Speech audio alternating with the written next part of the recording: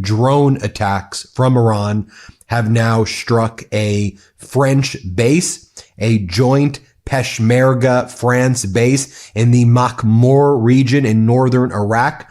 This according to a statement from the Erbil governor. Based on what just took place. We have video of it as well, of these Iranian drones hitting a French military base near Erbil airport in Iraq. This injured 6 French soldiers. So I believe there's 6 American crew that are missing from the KC-135. 6 French soldiers have been injured as this war is expanding. And we're learning that one of the main beneficiaries of this is Vladimir Putin, who's basically making hundreds of millions of dollars every day right now from selling oil. Should also be noted that the Strait of Hormuz, while closed by Iran, remains open, though, to Iran and China. Donald Trump is panicking, according to multiple sources from NBC and elsewhere, that the market is turning against him and that high gasoline prices pose a political danger to him. You think so? Donald Trump's posting, "Where's the Federal Reserve Chairman Jerome Too-Late Powell today? He should be dropping interest rates right now, immediately, not wait for the next meeting, Donald J. Trump." Well, inflation is surging, so I think your ability to drop interest rates right now would probably be one of the most disastrous things. Everything this guy does is the most disastrous thing ever. And now you have Treasury Secretary Scott Bessent. He's been giving interviews saying, "We need an international coalition to protect ships in the Strait of Hormuz. America doesn't have the capabilities to do it alone." Well, as we wrote on the MeidasTouch network, guess the America alone strategy isn't working out too well right now.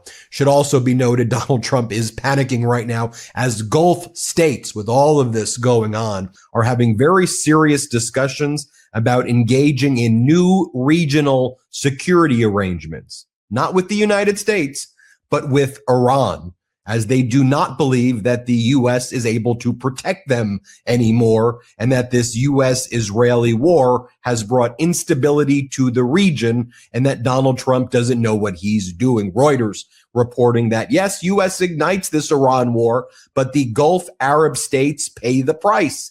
We know they've been doing all of these quid pro quo deals with Donald Trump, believing that they would get protection if they put money into this Trump company or that Trump company or Trump's ridiculous Board of Peace thing that he was doing. But actually, Donald Trump has demonstrated that even with the most powerful military ever, an unprepared, kind of idiotic person like Donald Trump, who went into this thing without congressional authorization, does not know what he's doing and exposes the limits of U.S. security guarantees. I mean, we have a reshaping of a world order taking place right now, and Donald Trump still thinks that Vladimir Putin is his friend. He's meeting with Yushakov and Dmitriev in Miami with his special envoys, as Russia is out there supporting Iran against the United States, as China is supporting Iran against the United States. Trump is praising Xi Jinping right now, as Donald Trump's praising Pakistan saying they stand in solidarity with Iran. I mean, you have a statement from Modi in India saying, "I've had a conversation with Iranian President Dr. Pezeshkian to discuss the serious situation in the region, expressed deep concern over the escalation of tensions and the loss of civilian lives as well as damage to civilian infrastructure. The safety and security of Indian nationals, along with the need for unhindered transit of goods and energy, remain India's top priorities. Reiterated India's commitment to peace and stability and urged for dialogue and diplomacy." Seems like India having a very sympathetic view, actually, towards Iran right there. You have the Iran Supreme National Security Council Secretary Ali Larijani saying, "Trump says he's looking for a speedy victory. While starting a war is easy, it cannot be won with a few tweets. We will not relent making you sorry for this grave calculation. Hashtag Trump must pay." And the Iranians have launched this social media campaign against Donald Trump where they're calling him like the Epstein leader or the Epstein president, and they've been mocking him with these AI videos. And meanwhile, you have Caroline Levitt, Donald Trump's chief propagandist, saying that ABC's story that Iran poses a threat to the United States is absolutely false.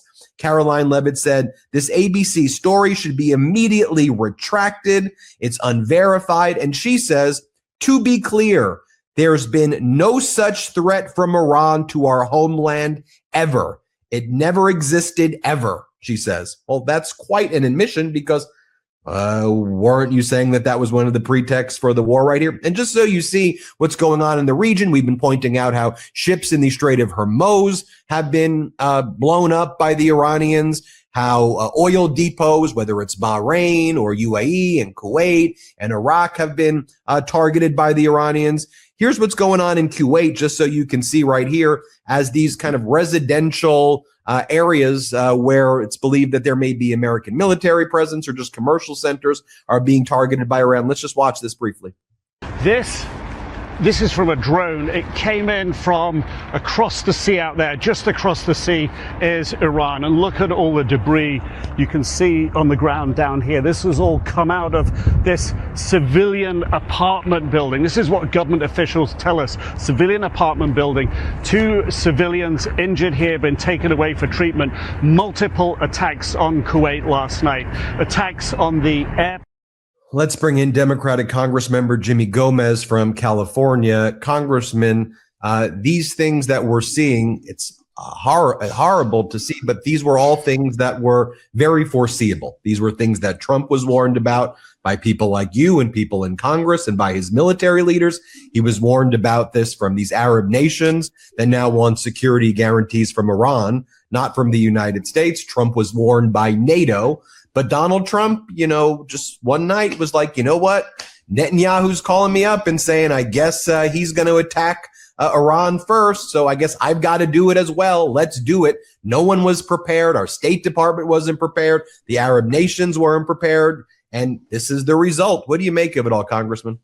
I think it's a complete and total mess. Everything from his justification of why he launched this attack, why he launched this war, has shifted. Not in the first 72 hours, it was regime change, supporting the protesters, going to knock out nuclear and ballistic missile capabilities, even though his own intelligence shows that ballistic missiles weren't going to be able to reach the United States until 2035, and that Iran was not actively pursuing nuclear weapons. Then he said it was about retribution. Then it said it was because they needed to retaliate against Iran before they hit us, because Israel hit them first. All of it is just out of control. And the reason why this is a big deal, because if you don't have a clear mission, then how do you know that your strategy and your tactics are going to achieve the goal that you set out? And if you're completely lying to the American public, then how are you going to be able to rally them to support any conflict that might be necessary in the future that is more a defensive war? This is a war of choice. He's lied to the American people. There's no exit strategy. And then he's downplayed the risk. We knew from the very beginning that people could die, or men and women in the universe can die, but also hundreds more could be injured, sustain brain injuries, and have life-altering incidences where they ended up being crippled or ended up being damaged so that they couldn't live their lives normally in the future. So this is a complete and utter mess.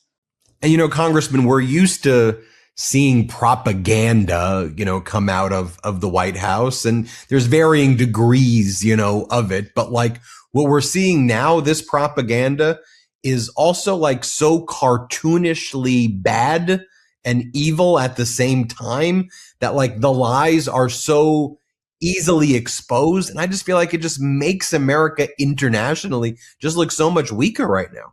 Oh, absolutely. One of the things that is you can't build a coalition of the willing when everybody thinks that you're lying about what you're trying to achieve and how you can actually get it done.